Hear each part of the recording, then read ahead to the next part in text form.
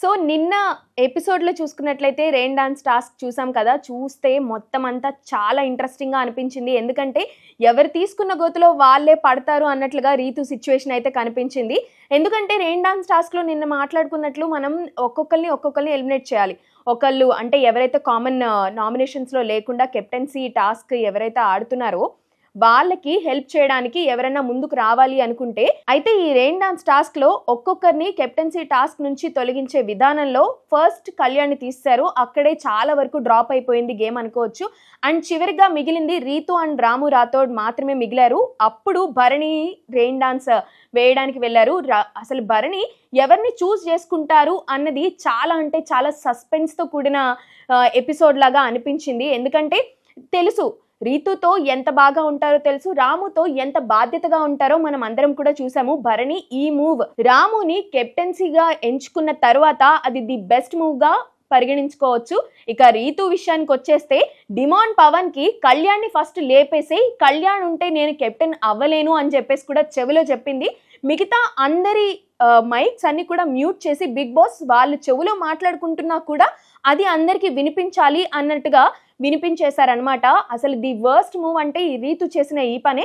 ఎందుకంటే కాంపిటేటివ్గా ఉన్నప్పుడు వాళ్ళని ఉంచుకొని, లేదంటే వాళ్ళతో గేమ్ ఆడాలి, వాళ్ళతో ఎలా అయినా కాంపిటేటివ్ స్పిరిట్ నింపుకొని స్పోర్ట్గా తీసుకొని ఆడి గెలవాలి. కానీ వీక్గా ఉన్న వాళ్ళని కెప్టెన్సీ టాస్క్లో ఉంచి ఫస్ట్ స్ట్రాంగ్గా హార్డ్గా ఉన్న వాళ్ళని బయటికి పంపించాలి అన్న స్ట్రాటజీతో రీతు ఉండి, డిమాండ్ పవన్ ఆల్రెడీ ఫ్రెండ్ కాబట్టి వాడు ఏం చెప్పినా వింటాడు కాబట్టి సో ఫస్ట్ డిమాండ్ పవన్కే చెప్పేసింది. చెప్పిన వెంటనే వాడు కూడా గంగిరెద్దులాగా తలూపేసి ఓకే అని చెప్పి ఫస్ట్ కళ్యాణ్ని పక్కకు తీశాడు. ఇంకా చెప్పాలి అంటే కామనర్స్లో వీళ్ళిద్దరు, ఇంకా చెప్పాలంటే వాళ్ళు కామనర్స్ అండ్ వాళ్ళు ఇంకా బాండ్ క్రియేట్ చేసుకొని చాలా మంచిగా ఫ్రెండ్స్గా ఉండొచ్చు. కానీ ఇక్కడ ట్రయాంగిల్ లవ్ స్టోరీ ఏదైతే ట్రాక్ నడుపుదామని చూసారో దానివల్ల మొత్తం డిస్టర్బ్ అవుతుంది, ఎవరికి ఏమి సింక్ అవ్వడం లేదు. దానికి తోడు ఇది ఒక మూవ్ చేసింది రీతు. దీనివల్ల ఇప్పుడు ఇంకా దరిద్రంగా తయారవుతుంది వాళ్ళ మధ్య ఉన్న ఈ ఫ్రెండ్షిప్. కానీ అండ్ కళ్యాణ్ అయితే చాలా అంటే చాలా సీరియస్గా అయ్యాడు. రీతు నువ్వు ఫ్రెండ్ అని చెప్పి ఫస్ట్ నన్ను తీయమని చెప్తావా అని చెప్పేసి మాట్లాడడానికి వచ్చినా కూడా నువ్వు చేతి ఇస్తే, నువ్వు పక్కకి వెళ్ళిపో, నాకు మాట్లాడాలని లేదు, బెస్ట్ ఫ్రెండ్ అని ఎక్కడా చెప్పకు, నువ్వు నన్ను మోసం చేశావు, ఇలాంటి మాటలు అన్నాడు. రీతు చేసింది కాక మళ్ళీ వెనక కళ్యాణ్నే నువ్వు అందరి ముందు నన్ను మోసం చేసావని అంటావేంటి అని చెప్పేసి ఆమె చేసిన తప్పు గురించి మాట్లాడడం లేదు. కానీ ఈయనన్న మాట గురించి మాత్రం మళ్ళీ అదే. మహా అయితే అక్కడ నలుగురు మాత్రమే ఉన్నారనుకోవచ్చు. వాళ్ళు కిచెన్లో మాట్లాడుకున్నారు, కిచెన్లోనే నువ్వు నన్ను మోసం చేసావని చెప్పేసి అని అన్నాడు. అది నలుగురికే వినిపించింది. కానీ ఈమె ఈ రచ్చ చేసింది గాక ఇలా నువ్వు నన్ను అన్నావు, అందరి ముందు అన్నావు అని చెప్పేసి ఈమె అందరి ముందు కావాలని చెప్పేసి చాలా గొడవ చేసి ఏడ్చి చాలా డ్రామా చేసింది. బిగ్ బాస్ సీజన్ 9 అనేది ఒక రణరంగం అని చెప్పేసి స్టార్ట్ చేస్తే ఈ రీతు మాత్రం మొత్తం రంగస్థలంలా చేస్తుంది. మొత్తం డ్రామానే, మొత్తం ఏడవడం, ట్రాక్ నడపడం, ఈ గేమ్ ఆడడం, స్పోర్టివ్గా తీసుకొని టాస్క్ గెలవాలి అన్న స్పోర్టివ్నెస్ని కానీ కాంపిటేటివ్ స్పిరిట్ని కానీ పెట్టుకోవడం అలాంటి ఏం లేదు. స్ట్రాటజికల్గా ఎలా వెళ్ళాలి, నెక్స్ట్ వీక్ మనం సేవ్ అవ్వాలంటే ఏం చేయాలి, ఎలా ఏడిస్తే జనాలు మనకి ఓటేస్తారు, ఇవన్నీ చాలా క్యాలిక్యులేటెడ్గా వచ్చినట్లుగా కూడా కనిపించింది. అందుకే మాట్లాడితే ఏడవడం కూడా స్టార్ట్ చేసింది. లాస్ట్ వీక్ అయితే మొత్తం అంతా ఏడుస్తూనే ఉంది. ఈ వీక్ కొంచెం పర్లేదు.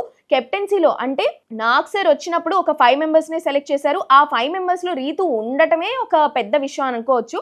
ఆ ఉన్నది నిరూపించుకోవాల్సింది పోయి, కెప్టెన్సీ టాస్క్లో నిరూపించుకోవాల్సింది పోయి ఇలాగ పక్కకి పెట్టేయడం వల్ల వీళ్ళకి ఇప్పుడు ఫ్రెండ్షిప్ పోయింది, కెప్టెన్సీ టాస్క్ పోయింది.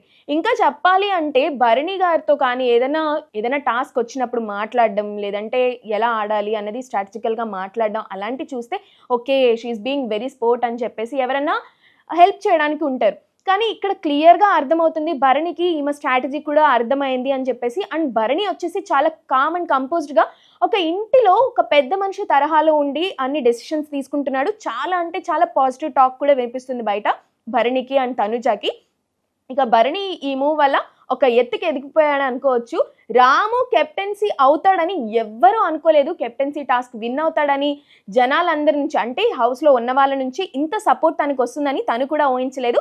అండ్ మనం కూడా తనని చూసి చాలా హ్యాపీ అయ్యాం కదా, నాకు కూడా చాలా హ్యాపీ అయింది. రీతు పోయినందుకు హ్యాపీ అయింది, రాము వచ్చినందుకు అన్నట్టుగా కొంతమంది అయితే చెప్తున్నారు. అండ్ నేను కూడా వాళ్ళ సైడే ఉంటాను ప్రాక్టికలీ. అండ్ ఇంకా ఈ వీక్ అంతా కూడా ఎలిమినేషన్లో ఉన్న 6 ఆరుగురిలో ఎవరు డేంజర్ జోన్లో ఉన్నారో మనకి క్లియర్గా అర్థమవుతుంది. ఈ హరిత హరీష్ ఈ ప్రమోషనల్ యాక్టివిటీకి ఒక టాస్క్ చేస్తారు కదా, హయ్యర్ది ఒక టాస్క్ చేశారు. ఆ టాస్క్లో ఒక్క బాల్ కూడా వాషింగ్ మిషన్లో వేయలేకపోయాడు ఈ హరిత హరీష్.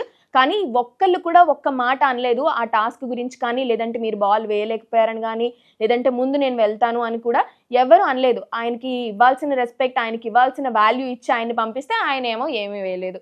మళ్ళీ ఏమన్నా అంటే అదే పొజిషన్లో వేరే వాళ్ళు ఉండుంటే కనుక హరిత హరీష్ ఖచ్చితంగా గొడవ పడేవాడు. లేదంటే నేను వేస్తాను బ్రో అని చెప్పేసి ఆయనే ముందు రావడమో ఏదో ఒకటి చేసేవాళ్ళు. కానీ ఖచ్చితంగా దీని గురించి ఒక టాపిక్ అయ్యే ఛాన్స్ అయితే కనిపిస్తుంది. ఎందుకంటే ఇది కూడా ఒక టాస్క్ కాబట్టి మీరు ఆడడం లేదండి అని చెప్పేసి ఎవరో ఒకరు నామినేట్ చేస్తారు. ఒకవేళ ఈ వీక్ సేవ్ అయితే, కానీ డేంజర్ జోన్లో హరిత హరీషే ఉన్నారు. ఈ వీక్ ఎలిమినేట్ అయిపోతే కనుక ఇంకా అంతే అనుకోవచ్చు. ఎలాగో ఆయనకి కూడా కొంచెం సెన్స్ అలా వచ్చినట్టు నాకు అనిపిస్తుంది. ఎందుకంటే చాలా డల్ అయిపోయారు. ఎంతెంత మాట్లాడతారు, ఎంతెంత గొడవలు చేస్తారు.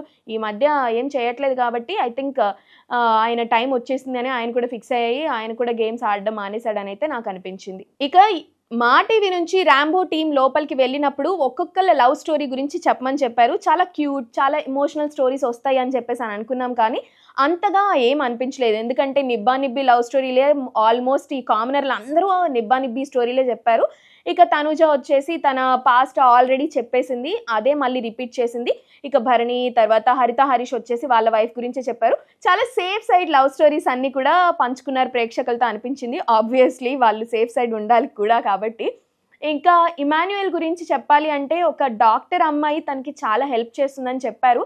ఆమె ఎవరో కానీ నిజంగా ఒక లెవెల్కి వెళ్ళిపోయింది. ఎందుకంటే ఇమ్ముని అంత పుష్ చేసి బిగ్ బాస్ హౌస్కి కూడా నువ్వు వెళ్ళగలవు, నువ్వు లోపల ఉంటే నేను బయట చూసుకుంటాను, నేను ఎక్కడికి వెళ్ళను, మాస్టర్స్కి ఆ అమ్మాయి వేరే దేశం కూడా వెళ్ళాలంట, ఆ ఛాన్స్ కూడా వచ్చిందంట, ఇమ్ము కోసం అది కూడా వదులుకుందంట. సో విన్ అవుతాను, తన కోసమే విన్ అవుతాను అన్నట్లుగా కూడా మాట్లాడాడు. అది మాత్రం చాలా ఇమోషనల్ పార్ట్గా అయితే జరిగిపోయింది. ఇక రాము రాథోడ్ దసరా కాబట్టి దసరాకి సంబంధించి కొంచెం ఎమోషనల్ అయ్యాడు. అంతకు మించి ఎక్కువగా ఎమోషనల్ అయిన వాళ్ళు అయితే ఎవరు కనిపించలేదు. కానీ హరిత హరీష్ మాత్రం తన లవ్ స్టోరీని చాలా ఓపెన్గా చాలా నీట్గా ఎక్స్ప్లెయిన్ చేశారు అనిపించింది. ఇక ఆ తర్వాత రెయిన్ డాన్స్ చేయడానికి రీతుని అండ్ డిమాన్నే ఈ టీం వాళ్ళు ఎంపిక చేశారు కదా, అప్పుడు కూడా చాలా అంటే చాలా ఓవర్ యాక్షన్ చేస్తూనే కొంచెం హెవీ స్టెప్సే వేశారు. మరి రీతు ఎందుకు అలా చేస్తుందో కానీ ఇటు బయట అటు ఇంటి లోపల రీతు పెద్ద రోత అన్నట్లుగా తయారైపోయింది. ఈ గొడవలు ఈ టాస్క్లు అన్నింటికి మించి ఈ ఫ్రెండ్షిప్ బాండ్, శ్రీజాకి కళ్యాణ్కి మధ్య ఉన్న ఫ్రెండ్షిప్ బాండ్ మాత్రం ఇప్పుడిప్పుడే చిగురిస్తున్నట్లుగా కనిపిస్తుంది. సో కళ్యాణ్ రీతు గొడవ పడుతున్నారు అందుకే వీళ్ళిద్దరు ఫ్రెండ్స్ అయ్యారా అంటే కానే కాదు. శ్రీజ ఈజ్ బీయింగ్ వెరీ జెల్లబుల్గా ఉంటుంది, ఏదన్నా ఓపెన్గా మాట్లాడుకుంటుంది, ఏదన్నా నేను సపోర్ట్ చేస్తాను అంటే ఖచ్చితంగా దానికి స్టిక్ ఆన్ అయి ఉంటుంది. ఆ విషయంలో మాత్రం శ్రీజాని మెచ్చుకోవచ్చు. అండ్ వీళ్ళిద్దరు ఫ్రెండ్షిప్ కూడా బాగుంది కాబట్టి ఈ వీక్లో నాగ్ సార్ కూడా మేబీ అప్రిషియేట్ చేస్తారేమో, చూడాలి మరి.